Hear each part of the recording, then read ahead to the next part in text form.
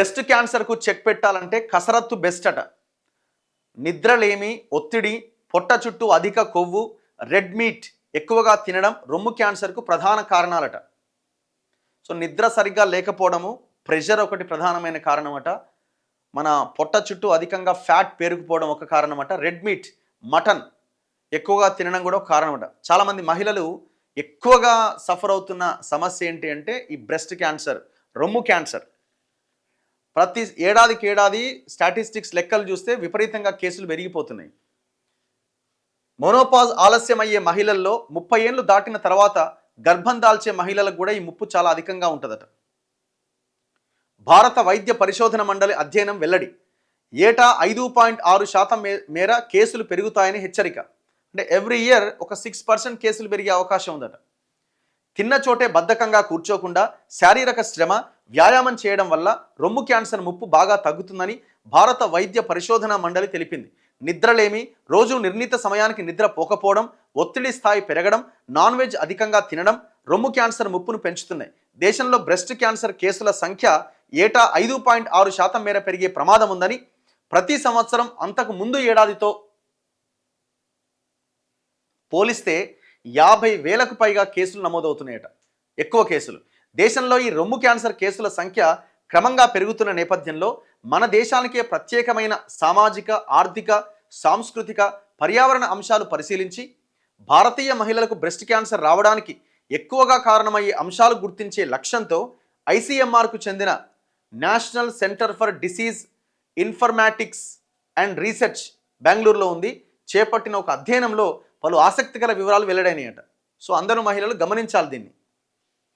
ఈ అధ్యయనంలో భాగంగా వైద్య ఆరోగ్య పరిశోధన పత్రాలు భద్రపరిచే పబ్మెడ్, స్కోపస్, ఎంబేస్ వంటి అంతర్జాతీయ డేటాబేస్లలో 2024 డిసెంబర్ 22 దాకా అందుబాటులో ఉన్న 1871 వ్యాసాలు, 31 అధ్యయనాల సమాచారాన్ని ఆ సంస్థ నిపుణులు విశ్లేషించి ఒక పరిశోధనా పత్రాన్ని తయారు చేసిరట.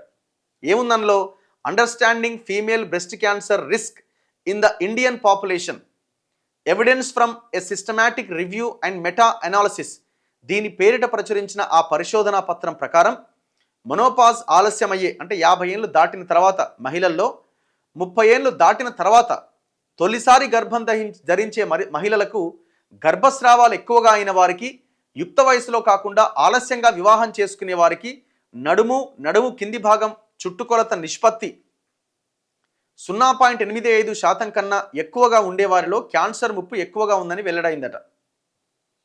సో అబార్షన్స్ ఎక్కువగా అయిన వాళ్ళకి అండ్ 30 ఇయర్స్ తర్వాత ఫస్ట్ ప్రెగ్నెన్సీ వచ్చిన వాళ్ళకి, ఈ మొనోపాజ్ దశలో అంటే 50 ఏళ్ళు దాటిన ఎవరైతే ఉంటారో వాళ్ళకి ఈ రిస్క్ ఎక్కువగా ఉందట. అలాగే కుటుంబంలో అంతకుముందు ఎవరికైనా క్యాన్సర్, మరీ ముఖ్యంగా బ్రెస్ట్ క్యాన్సర్ రోగులు కనుక ఉంటే కూడా ఆ కుటుంబంలోని మహిళలకు ఈ ముప్పు ఎక్కువగా ఉందట. విదేశాల్లో 35 నుంచి 50 ఏళ్ల వారితో పోలిస్తే 50 ఏళ్ళు దాటిన వారిలో రొమ్ము క్యాన్సర్ ముప్పు 3 రెట్లు ఎక్కువగా ఉందట. కానీ మన దేశంలో అయితే 40 నుంచి 50 ఏళ్ల మహిళల్లోనే ఈ ముప్పు ఎక్కువగా ఉంటుందట. దీంతో పాటుగా నిద్రలేమి అంటే నిద్ర సరిగా పట్టకపోవడం, నిర్ణీత నిద్ర వేళలు పాటించకపోవడం, వెలుతురు ఎక్కువగా వచ్చే గదుల్లో నిద్రించడం, అంటే ఇప్పుడు లైట్లు వేసుకొని నిద్రపోవడం కూడా మంచిది కాదనమాట.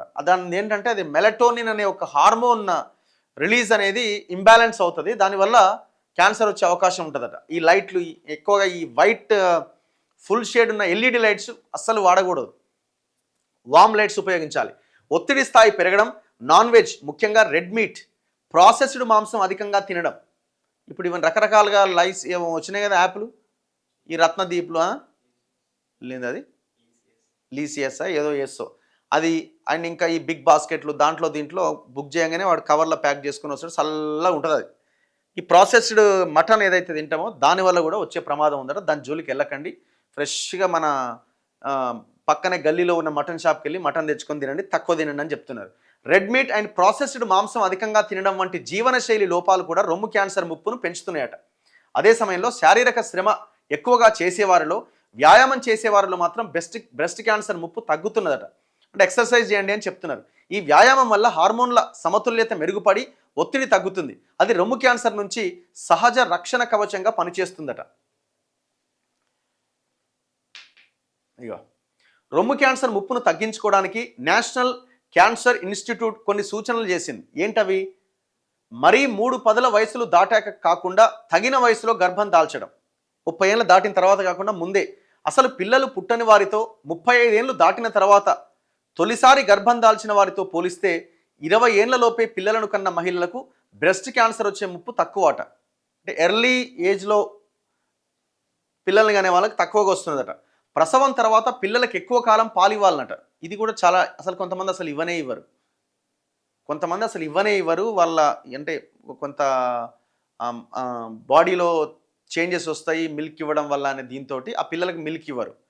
ఎక్కువ కాలం ఇవ్వాలి, కొంత ఎక్కువ కాలం ఇచ్చే ప్రయత్నం చేయాలి అని చెప్తున్నారు. ఎందుకంటే ఆ బ్రెస్ట్లో వచ్చే ఆ మిల్క్ స్టోర్ అవ్వడం వల్ల, వాటిని ఇవ్వకపోవడం వల్ల కణంతులు ఏర్పడి క్యాన్సర్కు దారితీస్తున్నాయి అనమాట. మద్యం తాగొద్దట, బరువును అదుపులో పెట్టుకోవాలట. మరీ ముఖ్యంగా ఋతుక్రమం ఆగిపోయిన, దాన్ని మొనోపాజ్ అంటారు, ఆగిపోయిన తర్వాత బరువు తక్కువగా ఉండేలా చూసుకోవాలి. ఎందుకంటే ఈ మొనోపాజ్కు ముందు మహిళల శరీరాల్లో ఈస్ట్రోజన్ ఎక్కువగా వారి అండాశయాల్లో తయారవుతుందట. వన్స్ ఋతుక్రమం ఆగిపోయిన తర్వాత కొవ్వు కణాలు ఈస్ట్రోజన్ని తయారు చేస్తాయి. కొవ్వు కణాలు ఎంత ఎక్కువగా ఉంటే ఈస్ట్రోజన్ స్థాయి అంతగా పెరిగిపోతుంది. తద్వారా రొమ్ము క్యాన్సర్ ముప్పు పెరుగుతుంది. ఎక్కువసేపు కూర్చొని ఉండకుండా యాక్టివ్గా ఉండాలి. నిత్యం వ్యాయామం, శారీరక శ్రమ చేయడం ఉత్తమం. కుటుంబ చరిత్రలో రొమ్ము క్యాన్సర్ కేసులు ఉన్నవారు ముందుగానే వైద్యులను సంప్రదించి తగిన జాగ్రత్తలు తీసుకోవాలి.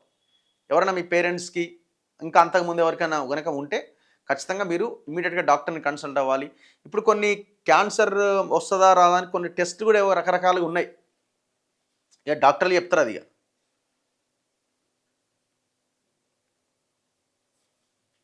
ఇగో మన దేశంలో 2022లో 2,21,757 రొమ్ము క్యాన్సర్ కేసులు నమోదైనాయట. ఆ ఏడాది క్యాన్సర్ బారిన పడిన మహిళల సంఖ్యలో ఇది ఏకంగా 22.8% అట. అంటే ఆల్మోస్ట్ 25% వాళ్ళే ఉన్నారు క్యాన్సర్ కేసుల్లో. అంటే ప్రతి 4 మహిళా క్యాన్సర్ పేషెంట్స్లో దాదాపు ఒకరు రొమ్ము క్యాన్సర్ బాధితులే. ఏటా ఈ కేసుల సంఖ్య 5.6% మీద పెరుగుతుంది. 2025లో ఆ సంఖ్య 2,32,832కు పెరగొచ్చట. రొమ్ము క్యాన్సర్ను ప్రాథమిక దశలో గుర్తిస్తే నయం చేయడానికి 81% అవకాశం ఉంటుంది.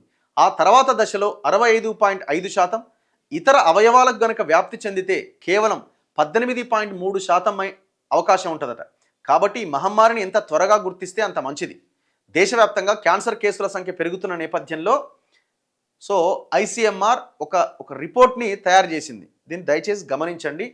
కొంత యాక్టివ్గా ఉండాలి, తక్కువ తినాలి, గట్టిగా పని చేయాలి, ఎక్సర్సైజ్ చేయాలి.